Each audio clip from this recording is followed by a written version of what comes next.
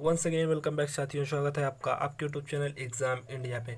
मेरा जो पार्ट है T20 क्लास, आज पार्ट सेकंड आ गया है biology NTPC and group D के लिए, क्योंकि बायोलॉजी एक डिसाइडिंग फैक्टर होता है एग्ज़ाम में।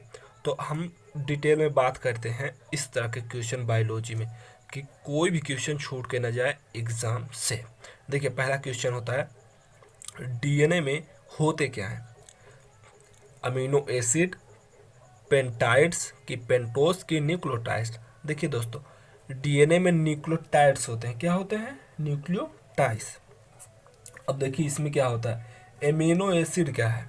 एमिनो एसिड के बारे में बात करें, ये 20 प्रकार का होता है। कितने प्रकार का होता है? ये 20 प्रकार का होता है दोस्तों। एमिनो एसिड कितने प्रकार का होता है? अगर लोग पूछे एमिनो एसिड कितने प्रकार का होता है, हम कितने प्रकार बताएंगे? 20 प्रकार के। अब देखियो, पेंटोस और पेंटाइड्स क्या होते हैं दोस्तों? ये भी हमको पूछता है एग्जाम में, पेंटोड और पेंटाइड्स क्या होते हैं। देखिए, अग्नाशय अग्नाशय अग्नाशय से अग्नाशयी रस निकलता, अग्नाशय से अग्नाशयी रस निकलता है दोस्तों।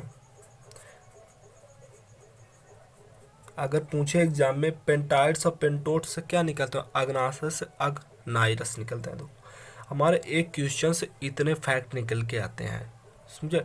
अब डीएनए को आपको लोग पूछ लेते हैं, इसका डीएनए फुल फॉर्म क्या होता है? Die nucleic acid. ओके दोस्तों, चलिए नेक्स्ट क्वेश्चन की ओर। देखिए, जैसे मेरे सामने ये नेक्स्ट क्वेश्चन है, कौन सा कार्बोहाइड्रेट मोनोसैकराइड है? देखिए दोस्तों, कौन सा कार्बोहाइड्रेट मोनोसैकराइड है? तो देखिए, पहला है सुक्रोज, दूसरा है ग्लूकोज एंड फ्रैक्टोज, तीसरा है गैल्क्टोज या उपयुक्त सभी। तो कौन सा इसमें दोस्तों होगा? ग्लूकोज एवं फ्रैक्टोज। इसका आंसर होगा ग्लूकोज एवं फ्रैक्टोज। ये दोनों क्या है? मोनोसैकराइड है दोस्तों। ये कौन से मोनोसैकराइड। अगर एग्जाम पूछे कौन सा कार्बोहाइड्रेट मोनोसैकराइड है, तो हम क्या बताएंगे? ग्लूकोज एवं फ्रैक्टोज।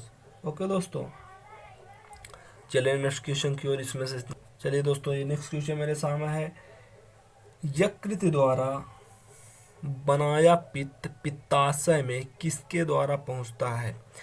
हिपैरो गाल डक्ट, हिपैटी पैक्रियाटिक डक्ट, सिस्टक डक्ट या हिपैटिक डक्ट। तो इससे लीवर द्वारा बनाया गया पित्त पित्ताशय में सिस्टिक डक्ट द्वारा पहुंचता है। किसके द्वारा? सिस्टिक डक्ट द्वारा बनता है। याद रखिए दोस्तों, किसके द्वारा पहुंचता है? सिस्टिक डक्ट द्वारा। चलिए दोस्तों, हो गया ये वाला मेरा क्वेश्चन।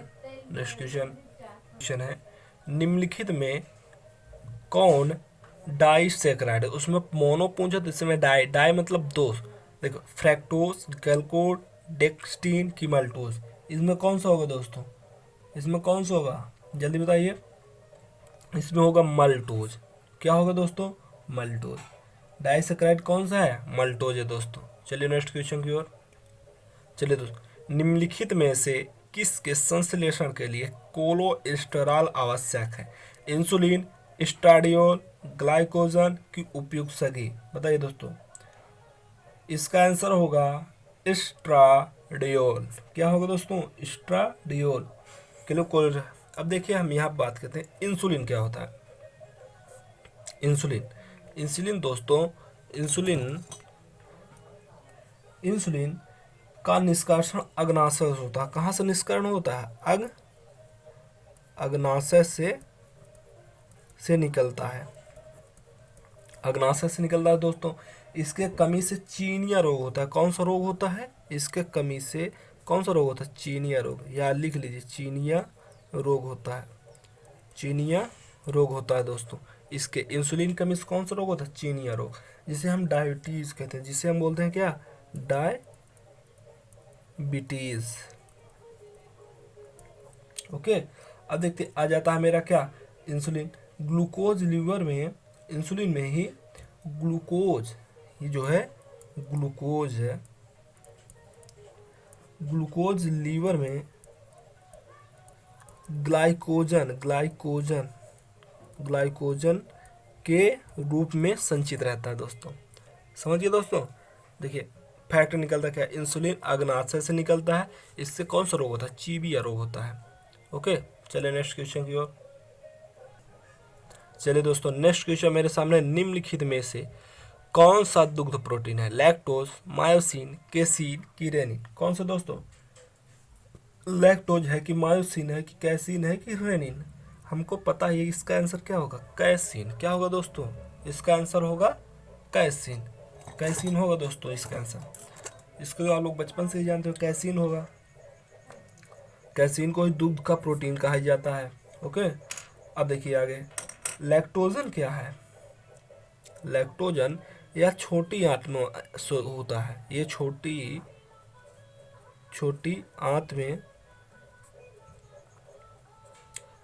आंत में स्रावित होता है दोस्तों। कहाँ पे होता है, छोटी आंत में स्रावित होता है। ओके, कैसीन दूध में पाया जाने वाला प्रोटीन ही है। ओके दोस्तों, तो इससे हमारे दो क्वेश्चन निकलता है। अगर पूछे लैक्टोजन कहाँ स्रावित होता है, छोटी आंत से स्रावित होता है दोस्तों। चलिए नेक्स्ट क्वेश्चन की ओर। जैसे दोस्तों ये क्वेश्चन आ गया मेरे सामने, आहार नाल के किस भाग में प्रोटीन्स का अमीनो अम्लों में निम्नीकरण होता है। पहला छोटी आंत की, दूसरा है कोलन, तीसरा है स्टोमक या उदर या पेट, और फोर्थ है सीकम में। देखिए दोस्तों, आहार नाल के प्रोटीन्स का ये होता है छोटी आंत में निष्कर्ण होता है दोस्तों। हो गया, समझ गए दोस्तों। अमाशय क्या है, अमाशय जिसको हम पेट बोलते हैं दोस्तों,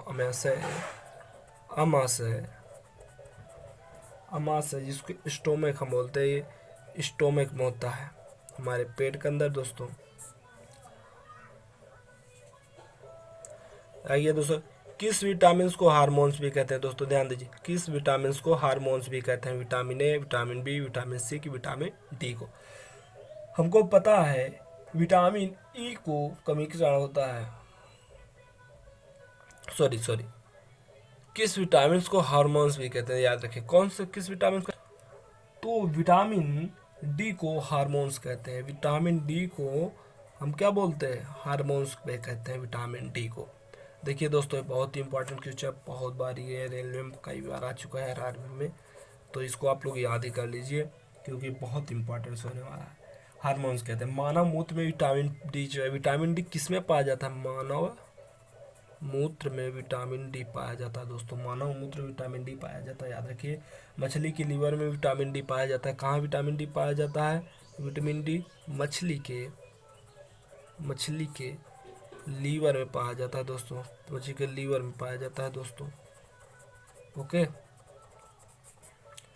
अब आ जाता है मेरा, रेनिन का श्रावण करने वाला अंग है। रेनिन का श्रावण करने वाला यकृत है कि आमाशय है कि वृक्क की ननोद्वीज। देखिए क्या यकृत का निष्करण करने वाला कौन सा है, रेनिन का। तो रेनिन का आमाशय द्वारा होता है दोस्तों। किसके द्वारा होता है, आमाशय द्वारा, याद रखिए। रेनिन का श्रावण आमाशय द्वारा होता है। अब आ जाते किडनी, इसको हम लोग किडनी भी बोलते हैं, कहते हैं ना किडनी, तो किडनी को वृक्क की हिंदी में बोलते हैं।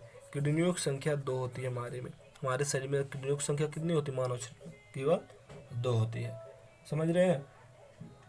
इसमें यूरिया बनता है दोस्तों। यूरिया कहाँ बनता है, किडनी में ही यूरिया बनता है। यूरिया किडनी में ही बनता है दोस्तों, ये याद रखिएगा। यूरिया कहाँ बनता है, किडनी में।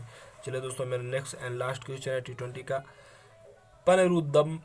रुद भवन दोस्तों, ये हमको याद है। भवन मिलता है कहाँ पे, काकरोच से, खरगोश से, कि मछली से, कि प्लेनेरिया से। किससे बनता है दोस्तों, ये याद रखिए, ये हमेशा प्लेनेरिया से बनता है दोस्तों। कहाँ से बनता है, प्लेनेरिया से, याद रखिए।